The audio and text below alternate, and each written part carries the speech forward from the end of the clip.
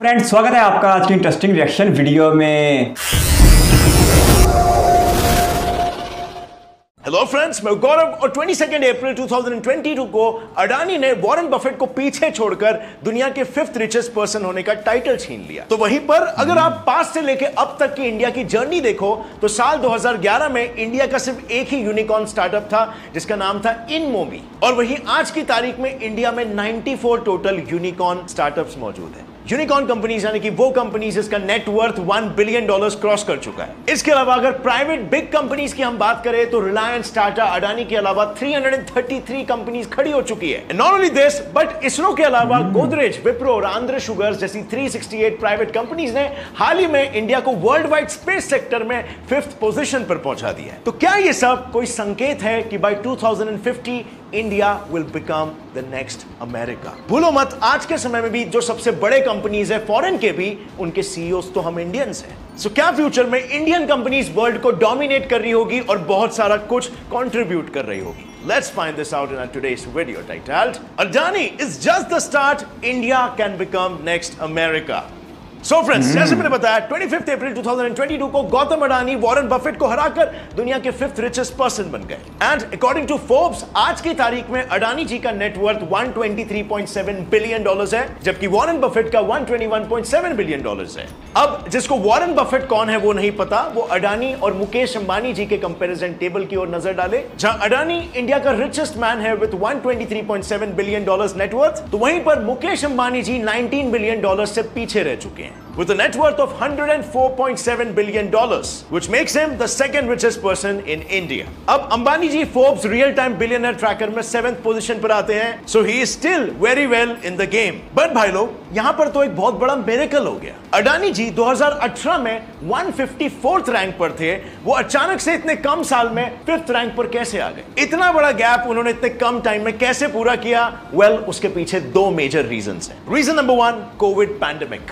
कोविड-19 आया, उसके पहले ही अडानी जी ने अपने बिजनेस को अच्छा खासा फैला कर रखा हुआ था। उन्होंने sea ports, airports, logistics, natural resources, thermal and renewable power generation, transmission, distribution, data centres, defence, agri and food, real estate and city gas utilities जैसे सेवरल बिजनेसेस में खुद को डाइवर्सिफाई करके रखा था। और इसी अडानी मॉडल की वजह से एक ऐसा चेन बन गया था जो ओरिजिन से लेकर एंड यूजर तक का पूरा पाथ कवर करता है। अब इसे होता क्या है, infinite number of possibilities create हो जाती है। अडानी जी ने ना सिर्फ पैंडेमिक में सर्वाइव किया बल्कि उससे अच्छा खासा प्रॉफिट कमाया। तब अडानी ने 4 अचीवमेंट्स अचीव किए थे। Like achievement number 1, financial year 22 के फर्स्ट वीक में ही उनके लिस्टेड एंटिटीज की market cap 7.4 lakh crore rupees हो गई। अचीवमेंट नंबर 2, अडानी पोर्ट्स और एसईजी पोर्ट बेस्ड कार्गो के मार्केट शेयर्स 25% राइज हुए एंड कंटेनर्स के 41%। Achievement number 3, Adani green limited ने अपने शेड्यूल के 4 साल बाद वाले टारगेट को आज की तारीख में ही अचीव कर लिया।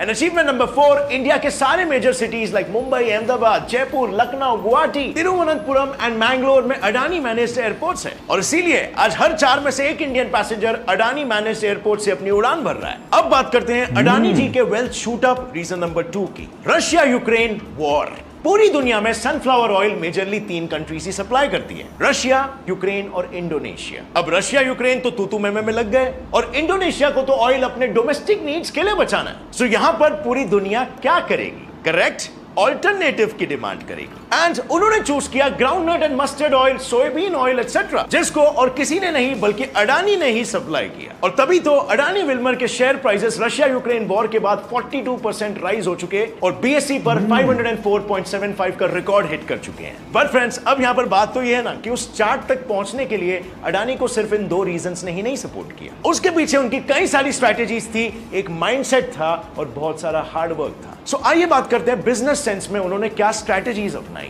Let's find that out. सबसे पहले तो एक कंपनी के लिए प्रॉफिटेबल होने के लिए यह इंपॉर्टेंट होता है कि वो उस इंडस्ट्री में वैल्यूएबल प्रोडक्ट्स या सर्विस ऑफर करे जो इंडस्ट्री ग्रो हो रही है। But on the other hand, Mukesh Ambani जैसे बिलियनर ने समय रहते इंटरनेट और इंटरनेट रिलेटेड बिजनेसेस में इन्वेस्ट किया और उनकी नेटवर्थ आज शूट हो गई है। सो बिलियनर या मिलियनर होने के लिए ट्रेंड का विजनरी होना जरूरी है, और वो इंस्टिंक्ट आप डेवलप कर सकते हो थ्रू योर रिसर्च और थ्रू रीडिंग। फॉर एग्जाम्पल, आप 2030 how today's biggest trends will collide guide and reshape the future of everything. ये बुक पढ़ सकते हो जिसमें आपको नेक्स्ट 8 सालों में आने वाले सभी ट्रेंड्स के बारे में पता चलेगा, जिस हिसाब से आप अपने बिजनेस या करियर को शेप कर सकते हो। और ये बुक को आप लिसन कर सकते हो ऑडियो फॉर्मेट में, वो भी हिंदी जैसी रीजनल लैंग्वेज में on Kuku FM app. Kuku FM app में आपको ऑडियो फॉर्मेट में सेल्फ एम्पावरिंग बुक्स के साथ ही historical, motivation, self help, society and culture जैसे डिफरेंट जॉनरास की किताबें सुनने मिलेगी। और ये सारी किताबें आपका नॉलेज बढ़ाएगी जो आपके लाइफ को सही डायरेक्शन देगा।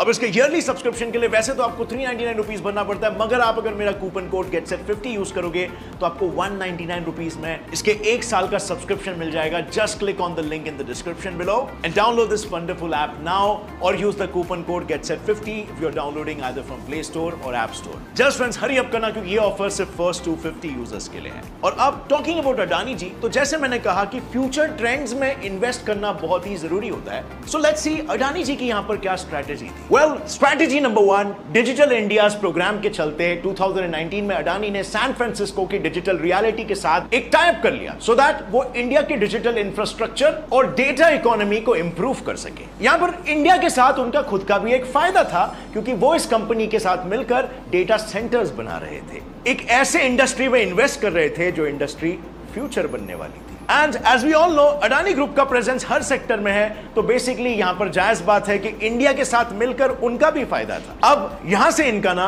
स्ट्रेटेजिक माइंडसेट नजर आता है, बिकॉज लिटरली वो उनको पहले ही भनक पड़ जाती है कि ये इंडस्ट्री आगे जाके बड़ी होने वाली है और वहां पर वो इन्वेस्ट करना शुरू कर देते हैं ताकि वहां पर वो सारा का सारा इंफ्रास्ट्रक्चर क्रिएट कर ले और फ्यूचर जैसे ही वो बने उन्हें सबसे ज्यादा फायदा हो। स्ट्रेटेजी नंबर 2, जहां पर पीएम मोदी ने 2070 तक नेट जीरो कार्बन एमिशन का टारगेट सेट किया है, वहीं 2019 में अडानी ग्रीन ने यूएस की पूरी सोलर इंडस्ट्री से ज्यादा पावर प्रोड्यूस किया, जिसके चलते 2020 में अडानी ग्रीन ने सेक यानी कि solar energy corporation of India के साथ 8000 MW का प्रोजेक्ट साइन किया और उसी के साथ Adani green solar power production में वर्ल्ड लीडर बन चुकी है। अब यहां पर आपको एक बार फिर से दिखा कि अडानी का विजन कितना स्ट्रांग था। अपने आज के चलते हुए बिजनेसेस के कंफर्ट जोन में बैठने के बजाय वो फ्यूचर की ओर कॉन्स्टेंटली नजर रखते हैं और देख रहे हैं जो इंडस्ट्री बढ़ने वाली है वहां पे इन्वेस्ट करना शुरू कर देते हैं। इससे इनका लीडरशिप माइंडसेट भी समझ में आता है। बट फ्रेंड्स माइंड यू, सिर्फ अडानी जी अकेले ही नहीं है इस बिलियनर्स की रेस में। इंडिया में आज और भी बहुत सारे लोग हैं जो इस रेस में दौड़ रहे हैं, क्योंकि अगर देखने जाए तो अकॉर्डिंग टू फोर्ब्स 2022 में 166 बिलियनर्स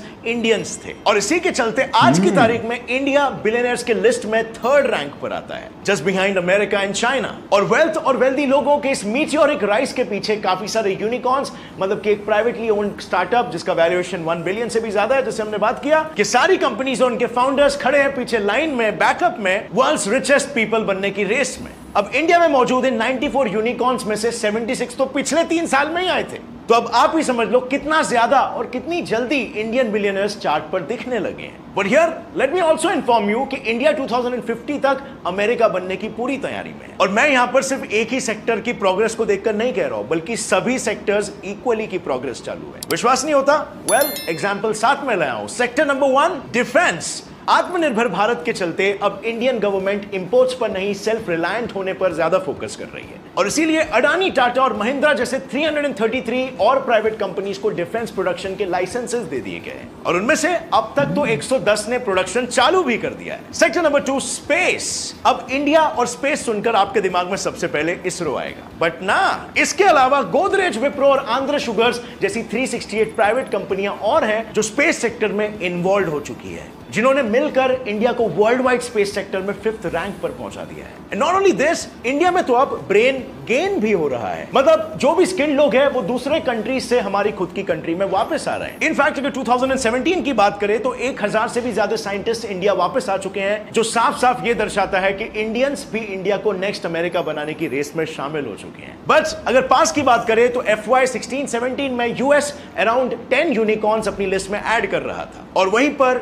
इंडिया सिर्फ 1। बट पिछले 4 सालों में यह नंबर एक्सपोनेंशियली 66% से ग्रो हुआ है। और अगर पिछले 2 सालों की बात करें तो 57 इंडियन स्टार्टअप्स यूनिकॉर्न की लिस्ट में ऐड हुए हैं, जिसके साथ इंडिया खड़ा हो चुका है $319.67 बिलियन वर्थ के टोटल 94 यूनिकॉर्न स्टार्टअप्स के साथ, इतने ज्यादा कि यूके जैसी डेवलप्ड कंट्री के पास आज सिर्फ 63 यूनिकॉर्न्स मौजूद है। वेल फ्रेंड्स, किसी भी कंट्री के बिजनेसेस के सक्सेस होने के पीछे मेजर हाथ गवर्नमेंट का होता है, जैसे कि वेस्टर्न कंट्रीज लाइक यूएस, जो वहां पर इजीली लोन्स देकर असिस्टेंस प्रोवाइड करते हैं। वैसे ही आज की तारीख में भी इंडियन यूनिकॉर्न्स के सक्सेस के पीछे भी इंडियन गवर्नमेंट का मेजर हाथ है, क्योंकि उन्हें भी हमारे देश को यूएस के तरह ही एक सुपर पावर बनाना है। बट बात यह है ना कि हमारी गवर्नमेंट ने एग्जैक्टली कैसे सपोर्ट किया। So support number 1, government schemes. Indian government ने स्टार्टअप्स को सपोर्ट करने के लिए काफी सारे स्कीम्स लॉन्च किए, लाइक नंबर 1 मुद्रा स्कीम। इस स्कीम में न्यू स्टार्टअप्स को easy collateral free loans provide किया जाएगा, जिससे बिजनेस सेटअप, ग्रो और स्टेबलाइज हो सके। Number 2, e-Biz portal. ये इंडिया का first government to business portal है, जिसमें बिजनेसेस रेगुलरली परमिशन और लाइसेंस यहीं से ले सकते हैं online. Number 3, fund of funds for startups. इस स्कीम में गवर्नमेंट ऑफ इंडिया ने 10,000 करोड़ रुपीस का कॉर्पस सिडबी को अलॉट किया है, जिसके थ्रू स्मॉल बिजनेसेस को लोन्स प्रोवाइड किया जाएगा। और ऐसे ही कई क्लियर आईएएस स्कीम्स के साथ इन यूनिकॉर्न बिजनेसेस को सपोर्ट किया जाता है। Support number 2, Indian unicorn capital. Bangalore city को इंडिया का यूनिकॉर्न कैपिटल कहा गया है, जिसको फॉलो दिल्ली और मुंबई जैसे मेट्रोपॉलिटन सिटीज ने किया। इन सिटीज में इतने ज्यादा यूनिकॉर्न होने के पीछे का रीजन एक ये हो सकता है कि तीनों सिटीज इंफ्रास्ट्रक्चरली काफी डेवलप्ड है। एज किसी भी बिजनेस के डेवलपमेंट के लिए उस बिजनेस के ऑपरेशनल लोकेशन का डेवलप्ड होना भी बहुत इंपॉर्टेंट होता है। अब क्योंकि बैंगलोर में बिजनेस रिक्वायरमेंट की हर चीज मौजूद है, इसीलिए ही उसे इंडिया का यूनिकॉर्न कैपिटल कहा जाता है। वैसे ही जैसे लंदन को यूके का यूनिकॉर्न कैपिटल कहा जाता है। Support number 3, gift city.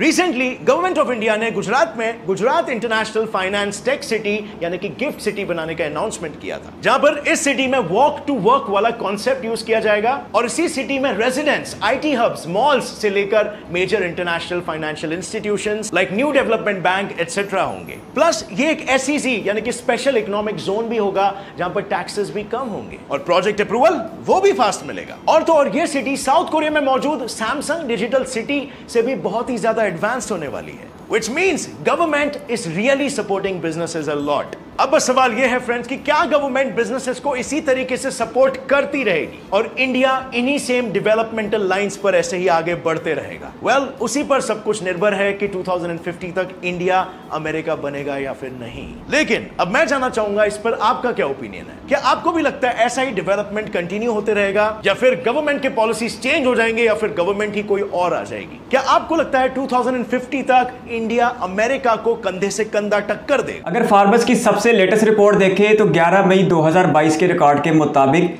Adani की नेटवर्थ में $6.9 बिलियन की कमी वाक़ हुई है और अब वो वारन बफेट के बाद दुनिया के छठे अमीर तरीन इंसान बन गए हैं। इसके साथ साथ मुकेश अंबानी की नेटवर्थ में भी तकरीबन $2.5 अरब का कट लगा है और वो अब 10वें नंबर पर आ गए। लेकिन ये दोनों शख्सियात आज भी टॉप 10 रिचेस्ट पर्सन की लिस्ट में आती हैं। इसके साथ साथ 2021 में भी अडानी की नेटवर्थ को $19 बिलियन का बड़ा कट लगा था। इंडिया अपने नंबर ऑफ बिलियनर्स को लेकर तीसरे नंबर पर आ चुका है। अमेरिका और चाइना के बाद ऐसा नहीं है कि सिर्फ इंडिया के लोगों की नेटवर्थ में इजाफा हो रहा है, बल्कि इंडिया में उभरती हुई कंपनियों की वजह से यूनिकॉर्न्स के नंबर्स में भी अच्छा खासा इजाफा हो रहा है। और ऐसा ही एक बड़ा नाम अडानी ग्रुप है, जिसका हेडक्वार्टर अहमदाबाद गुजरात में है, जिसकी कंपनी की बुनियाद 1988 में खुद अडवाणी ने रखी थी। Adani group port management, airport operation, oil and gas sector और रीन्यूएबल एनर्जी पर काम करते हैं। अडानी ग्रुप सिर्फ इंडिया में ही काम नहीं करता बल्कि दुनिया भर में अपनी खिदमत देता है। इसके साथ साथ इसके 100% एसेट्स खुद गौतम अडानी ही ओन करते हैं। रिलायंस इंडस्ट्री लिमिटेड हो या टाटा ग्रुप हो या अडानी ग्रुप हो, इस तरह के जो बड़े बड़े ग्रुप्स होते हैं प्राइवेट सेक्टर के, वो किसी भी गवर्नमेंट के लिए हाथ का छाला होते हैं और उन्हें सरकारी प्रोटोकॉल दिए जाते हैं, उन्हें सरकारी मीटिंग्स में बुलाया जाता है। इसकी सबसे बड़ी मिसाल खुद अडानी जी हैं कि जब चंद हफ्ते पहले British prime minister Boris Johnson India के दौरे पर थे तो वो खुसूसी तौर पर अहमदाबाद गए और वहाँ पर उनकी अडानी से मुलाकात हुई।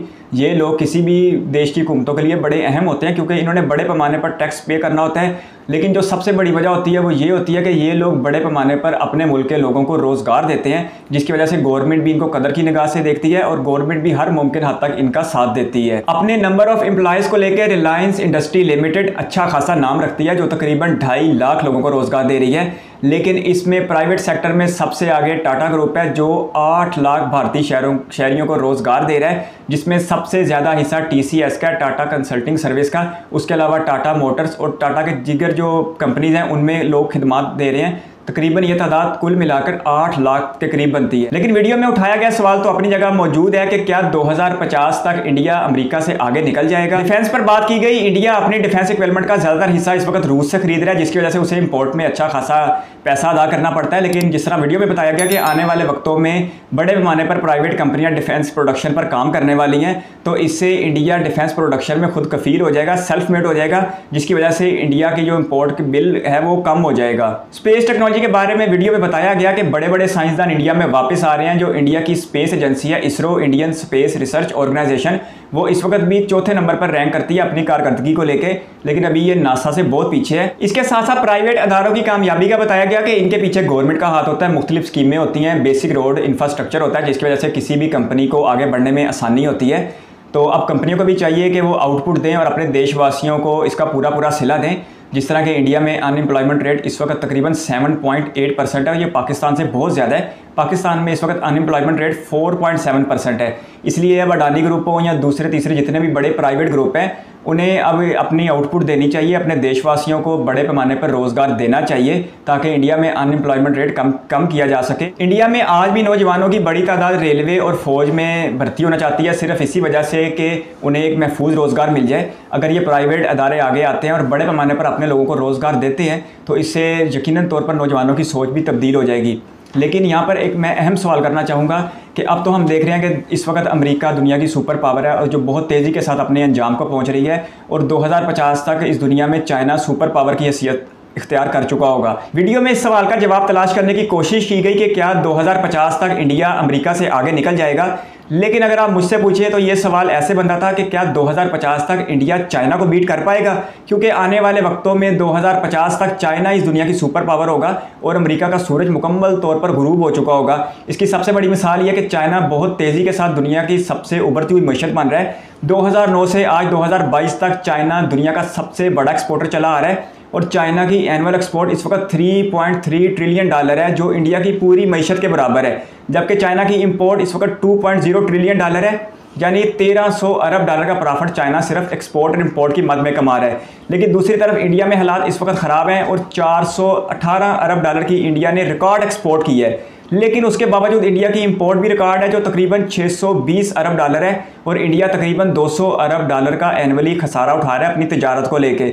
अगर इंडिया को 2050 तक अमेरिका या चाइना से आगे निकलकर दुनिया की सुपर पावर बनना है तो उसे बड़े पैमाने पर अपनी मैशत में इस्लाहात करनी होगी। आज के दिन इंडिया की इकानमी का ग्रोथ रेट 9% है, जो कि बहुत अच्छी बात है, लेकिन 2050 तक सुपर पावर बनने के लिए ये नाकाफ़ी है। और मेरा नहीं ख्याल कि 2050 तक अमेरिका इंडिया के आगे रुकावट होगा, बल्कि ये बात रोज़े रोशन की तरफ वाज़ेह है कि 2050 तक चाइना ही अमेरिका से आगे होगा और चाइना ही इंडिया के लिए सबसे बड़ी रुकावट होगा और ये दुनिया को लीड भी कर रहा होगा। इसलिए इंडिया को अमेरिका के साथ साथ चाइना में भी नज़र रखनी चाहिए और चाइनी मॉडल को भी अपनाना चाहिए।